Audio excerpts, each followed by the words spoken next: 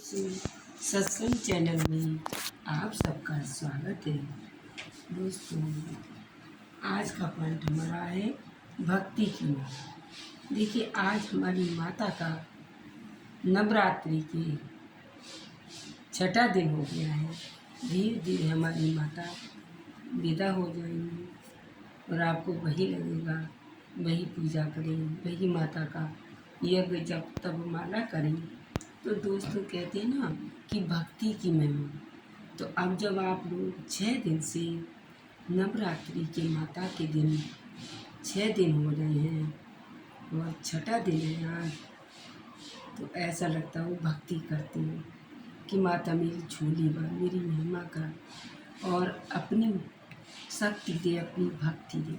तो कहते हैं ना भक्ति की महिमा। भक्ति की महिमा क्या होता है? भा से भक्ति, का से क्रेश, ता से तपस्या, माँ से महिमा, हा से हरे राम, माँ से महेश यानी शंकर। भगवत गीता के 8वें अध्याय में एक श्लोक में है जिसका आशय है कि सब धर्मों का परित्याग कर तू मेरी शरण में आ जा। भगवान की भक्ति की ये महिमा है। भगवान विष्णु भगवान गीता में अर्जुन से क्या कहते हैं? भगवत गीता का अर्थ क्या होता है कि बा से भा से भक्ति, गा से ज्ञान, बा से वैराग, दा से देना, गा से ज्ञान और ता से तपस्या। गीता भगवत गीता का अर्थ यही होता है तपस्या, वैराग, ममता, भक्ति, वैराग। तो ये 8वें अध्याय के जितने श्लोक हैं, इन श्लोक में आकर इसका आशय सब धर्म को त्याग कर मेरी शरण में आ, मुझको प्रणाम कर, मुझको ध्यान कर।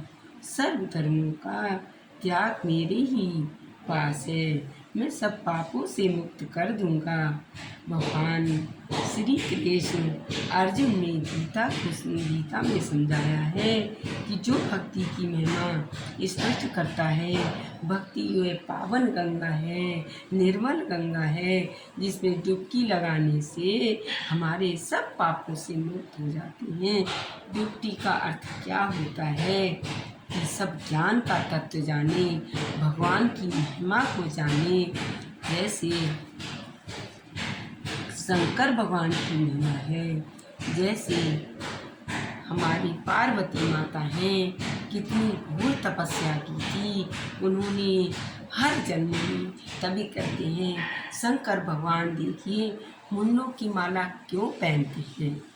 क्योंकि 9, 10, 11 जन्म के मुन्नों की माला इसलिए पहनते हैं कि पार्वती ने जिस जिस अवतार में जन्म लिया था, इसलिए उनके मुंड हैं, सिर हैं, तो इसीलिए उन्होंने अपने गले में शंकर भगवान ने धारण किए थे। दोस्तों, ये बात हमको भी नहीं मालूम थी। माताओं बहनों, जब हम आगे भक्ति की महिमा में बढ़े तो हमें ये जानकर पहचान हुई कि भक्ति की महिमा क्या होती है। दूसरों से कुछ सुना, कुछ देखा, कुछ अपने को ज्ञान में लाए, तभी हमें भक्ति की महिमा पता चली है। तो काम, क्रोध, लोभ जैसे विकारों में ग्रस्त होकर हमें असत्य पर चला देता है। आंखें हम क्रोध में भर जाती हैं, लाल पीली हो जाती हैं। इसको हटाकर दोस्तों अपनी आँखों में हंसी का, खुशी का, शांत का और स्वभाव का वातावरण लाएं, यानी अपनी आंखें नम बनाएं, अपनी आंखों को मुस्कुराहट लाएं। इसलिए ये सब पाप होते हैं, कर्म होते हैं, अधर्म होते हैं, असत्य होते हैं। तो दोस्तों, ये हमारे जो आकार विकार हैं, उनको आप पाप की ऊपर न चलकर भगवान की कृपा को अपने में लाएं, धार्मिक ग्रंथ पढ़ें, धार्मिक बातों को सुनें, धार्मिक जो है भक्ति को सुनें। तब हमारे अंदर भक्ति की महिमा जागृत होगी, महिमा भावना आएगी, ज्ञान आएगा, तपस्या आएगा, वैराग आएगा। दोस्तों, ये हमारे जो सब विकार हैं, वो जो कृपा है, तभी आती है भक्ति जब हमें ज्ञान है। ज्ञान का अर्थ है हमें क्या से ज्ञान, कहते ज्ञान बढ़कर होता है, धर्म से बढ़कर ज्ञान है।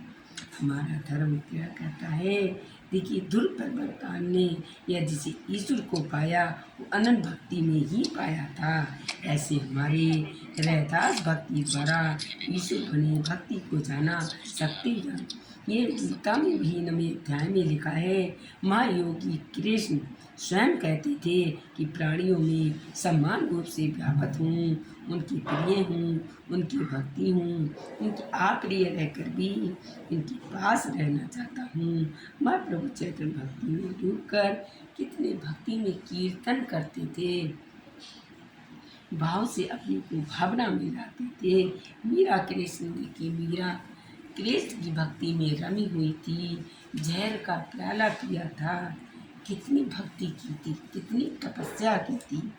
तो दोस्तों, हम उनके चरणों की धूल भी नहीं हैं। ऐसे भक्ति में रमे, ऐसे भक्ति की महिमा जाने कि हमें ज्ञान हो, सत्य का, धर्म का, ज्ञान का, भक्ति का। ये सब जो हमारी ज्ञान की भक्ति में आते हैं शब्द, उनको पहचान लें, तब इनके भक्तों ज्ञान की भक्ति की महिमा का वर्णन हमारे अंदर आएगा। हमें पहचान होगी क्या हम भक्ति है, क्या शक्ति है, क्या हमारे अंदर ज्ञान है। तो ये दोस्तों ज्ञान भक्ति की महिमा बताई। अगर दोस्तों आपको अच्छी लगी हो तो लाइक करें, मेरे चैनल को अगर लाइक नहीं, अगर आपको अच्छी नहीं लगी हो तो लाइक कमेंट करें, और नहीं भी अच्छी लगी तो भी कमेंट करें। दोस्तों, अपनी गलती को हम सुधार के रूप में लाएंगे, और हम यही हमारा ज्ञान। बोलो सत्संग महाराज।